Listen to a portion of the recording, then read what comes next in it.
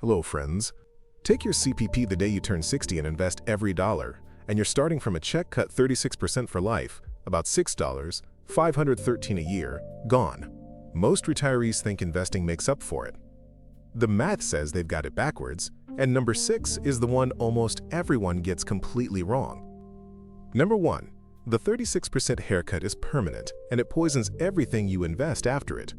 In 2026, the maximum CPP at 65 is $1, $507.65 a month. Start at 60 and that same maximum drops to $964.90, a loss of $542.75 every month, $6, $513 every year, and it never comes back. It's not a temporary discount you make up later. The reduction is baked in for the rest of your life, and it's still the number your annual inflation raises get calculated from. So when people say, "I'll just invest the early checks," they forget the money they're investing is already smaller. You're not investing a full pension. You're investing a permanently shrunk one. Picture two brothers with the exact same work history. One takes $964.90 at 60. The other waits and takes $1, $507.65 at 65. Before either touches a single investment, the second brother is banking $542 more every month for nothing but patience.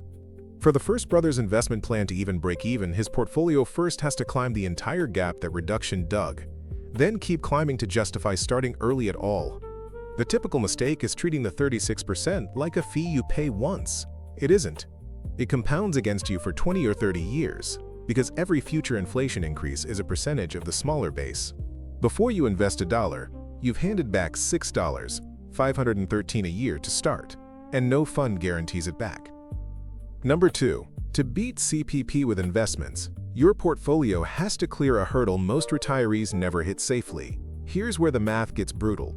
CPP does 3 things at once that almost no investment does. It's guaranteed for life, it's indexed to inflation every year, and it rises 0.7% for every month you wait past 65. That's 8.4% a year, up to 42% more at 70.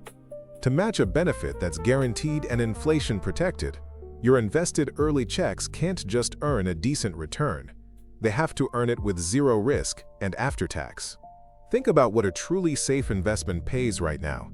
A GIC or a government bond might give you 3 to 4%. CPP's deferral is effectively handing you an 8.4% guaranteed indexed increase just to leave it alone. No bank in Canada sells you that. So the retiree who takes $964.90 at 60 and buys safe investments is trading an 8.4% guaranteed step-up for a 3% GIC. That's the math getting done backwards. To actually win, you'd have to pour those early checks into stocks and pull 6, 7, 8% a year. But now, nothing is guaranteed, and you've taken on market risk in your 70s to chase a return the government was offering you risk-free. The common error is comparing CPP to your best year in the market instead of to a safe return.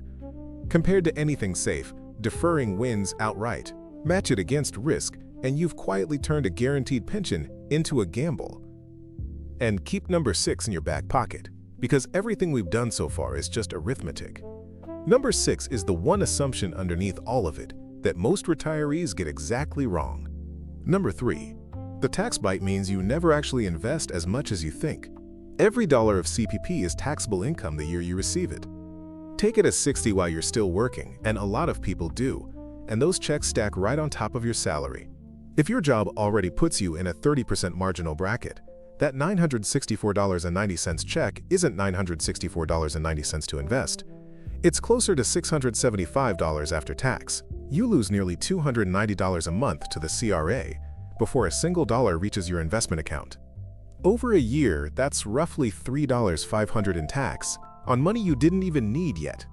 Wait until you've actually retired and your income is lower, and that same CPP could be taxed far less, sometimes barely at all.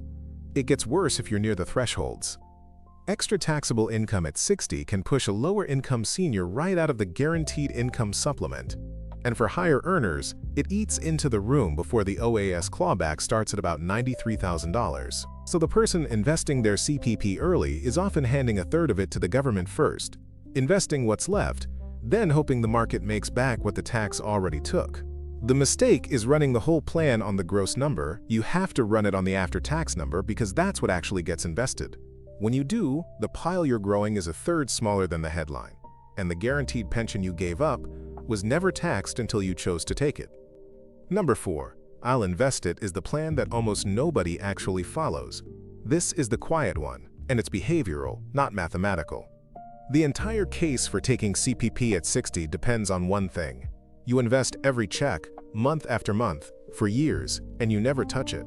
Be honest about how often that really happens. Money that lands in a checking account gets spent on the roof, the car, the trip, the grandkids, the emergency you didn't budget for. Study after study of people taking benefits early shows most of that money funds spending, not investing. And here's the trap.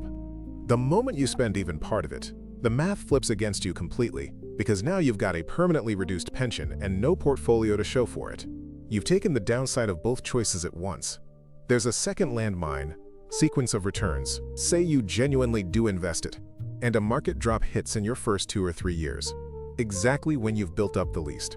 A 20% fall early can gut the plan before it ever compounds, and you're drawing that smaller CPP the whole time you wait to recover. Compare that to the retiree who deferred. Their investment went up a guaranteed 8.4% that year no matter what the market did. The mistake is assuming perfect discipline and perfect timing. Real people miss deposits, panic sell, and get unlucky. If you're not dead certain you'll invest every dollar and leave it alone through a crash, this isn't an investment plan, it's a hope. Number 5. The reduced check follows your spouse after you're gone. Here's a cost almost nobody puts in the math. The CPP survivor benefit. When one spouse dies, the survivor can receive a portion of the deceased's CPP, but it's calculated off that already reduced amount. If you locked in the 36% cut at 60, you didn't just shrink your own pension, you shrank the base your widow or widower inherits for the rest of their life. And survivors are often the ones who need it most, living on one check instead of 2, frequently a woman living well into her late 80s. A 65-year-old woman in Canada has a life expectancy of about 86, so that's more than 20 years of a smaller survivor benefit because of a choice made to invest at 60. Your portfolio, meanwhile, doesn't automatically do that job. Yes, invested money can be inherited, but only whatever is left after you've spent it, after tax on the account, and after any bad market years. CPP's survivor protection is guaranteed and indexed. Your investment account is neither. The mistake here is thinking of CPP as only your money for your lifetime. For most couples, it's household longevity insurance, and taking it early quietly discounts the protection for the person left behind. Before you take it at 60 to invest, ask a blunt question.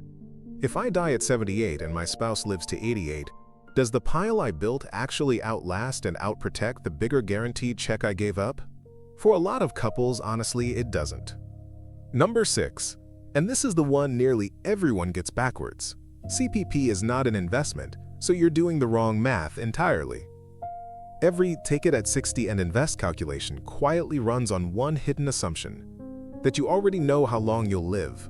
Break-even math tells you the crossover between taking CPP at 60 versus 65 lands around age 74, and 65 versus 70 lands around 82. So people conclude, if I might not make it to 74, I should grab it early and invest. Here's the flip. CPP isn't a bet you're trying to win. It's insurance against the one risk you can't afford: living a long time and running out of money. Taking it at 60 to invest is effectively betting you'll die young. If you win that bet, congratulations, you're dead. If you lose it, if you live to 90, like more and more Canadians do, you've spent 30 years on the smallest possible guaranteed check. And any portfolio you built can be drained by a bad decade, a scam, a health crisis, or plain old spending. Deferring does the opposite. It buys you the largest inflation-protected guaranteed income in the country, and it pays out most in exactly the years you're most likely to have outlived your savings. There is no annuity you can buy privately that matches CPP's deferral deal. That's why the math is backwards. You're comparing CPP to an investment, when its real job is to protect you in the exact scenario an investment handles worst, you living far longer than you planned. Ensure the outcome you can't recover from, not the one where you're already gone. So here's the real math in one line. Taking CPP at 60 to invest is a bet you'll die early, and deferring is protection in case you don't. This week, do one thing. Log into your MyService Canada account, pull up your CPP estimate at 60, 65, and 70, and write down all three numbers before you decide anything. Subscribe and share this with someone over 60. The ones who see it in time keep the money.